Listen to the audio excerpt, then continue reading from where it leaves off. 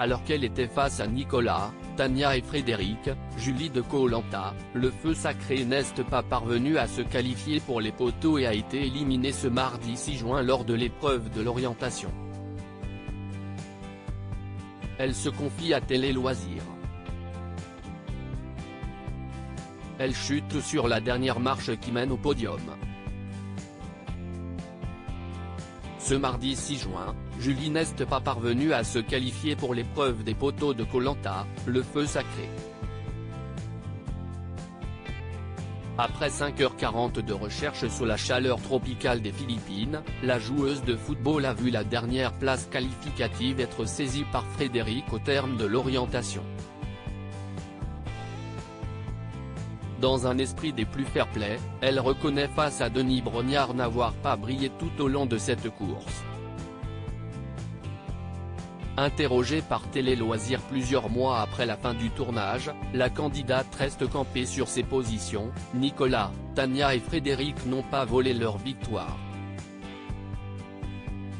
Éliminée à l'orientation, Julie de Beaver, Koh-Lanta 2023, estime être à sa place Télé Loisirs. Les anciens aventuriers disent souvent que l'épreuve de l'orientation est la plus dure d'entre toutes.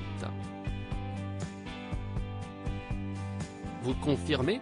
Julie de Beaver, si je vous disais le contraire, je n'aurais pas été éliminée, rire.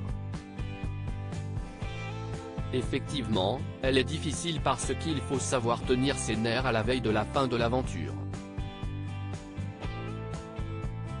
En plus de ça, il faut quand même de la pratique même s'il y a un facteur chance.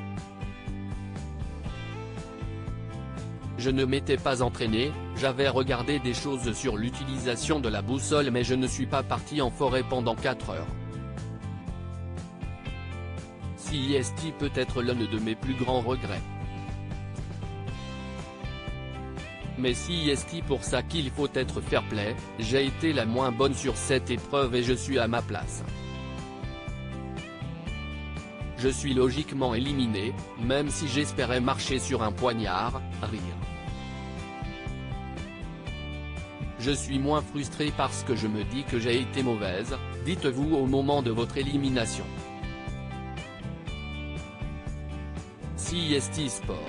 C'était très spontané, il n'y avait pas de réflexion à avoir sur mon discours.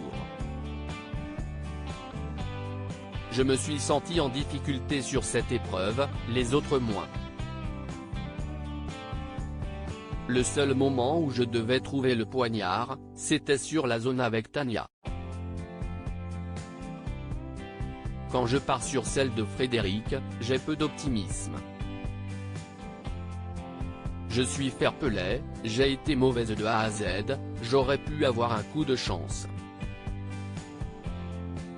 CIST une épreuve ou CIST chacun pour soi, il faut reconnaître ce qu'il s'est passé. Julie, Koh-Lanta, le feu sacré, frustrée et soulagée par son élimination. Vous avez passé 5h20 à chercher votre poignard. Vous avez senti le temps passer ? Non. J'avais peur parce que je pensais que la nuit approchait, je me disais que ça faisait un sacré moment. On est tellement ancré dans notre recherche, il y a beaucoup d'excitation, de stress et d'adrénaline donc on ne fait pas attention au temps, on reste dans notre bulle. Quand j'arrive sur la zone de Frédéric, je le vois partir pour la table et chercher sa direction. J'aurais pu attendre qu'il revienne et le suivre, mais j'ai tellement pesté sur les personnes qui l'ont fait sur les Koh-Lanta que j'ai regardé que je ne pouvais pas. Et je ne l'ai jamais vu revenir, je n'aurais pas pu le faire. Tania a trouvé l'élément remarquable avant vous et vous avez commencé à chercher vers son coin. Devant Denis, elle dit qu'elle aurait souhaité que vous soyez plus transparente avec elle. Vous comprenez sa frustration ? Je ne comprenais pas trop à ce moment-là. Je n'avais rien trouvé et ça ne me serait jamais venu à l'esprit de lui demander si elle cherchait la balise ou le poignard. Pourtant, je me suis posé la question mais je ne lui ai pas demandé parce qu'on ne peut pas faire cette demande à ce stade de l'aventure. Je ne lui en veux pas, je bifurque vers une autre réponse. Je ne pouvais pas lui dire. Quoi qu'il en soit, en étant à cet endroit précis, elle me donne une indication qu'il ne faut pas négliger. Qu'est-ce ce qu'il se passe dans votre tête lorsque Frédéric vous informe qu'il a trouvé le dernier poignard? J'ai deux sentiments. Le premier, si est la frustration parce que je suis éliminé, que si est dommage après avoir réalisé un sacré coup au conseil précédent. Je n'aille pas profiter de cet avantage. Le deuxième sentiment, si est le soulagement parce que ça fait 5 heures que l'on est baigné dans le stress, l'adrénaline, l'excitation et la crainte. Ce sont ces deux sentiments qui priment, si est un mélange. Julie, éliminée de Koh-Lanta, le feu sacré avant la finale, ma discrétion en début d'aventure était volontaire. En 39 jours d'aventure, votre nom n'aura été posé que sur 3 bulletins de vote. Si est une fierté? Ma plus grande fierté, si est de me dire que je me suis éliminée toute seule. Personne n'a éteint mon flambeau. Ma discrétion en début d'aventure était volontaire. J'avais déjà cette stratégie en tête. Je sais qu'être très bon ou très mauvais n'est jamais profitable sur Koh-Lanta.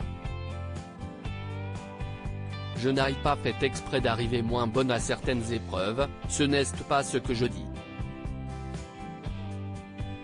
Le niveau était élevé. Mais arriver à la 4e place sur le parcours du combattant en début de saison, c'était la place parfaite. Je ne voulais pas être mise en lumière, j'ai misé sur le relationnel.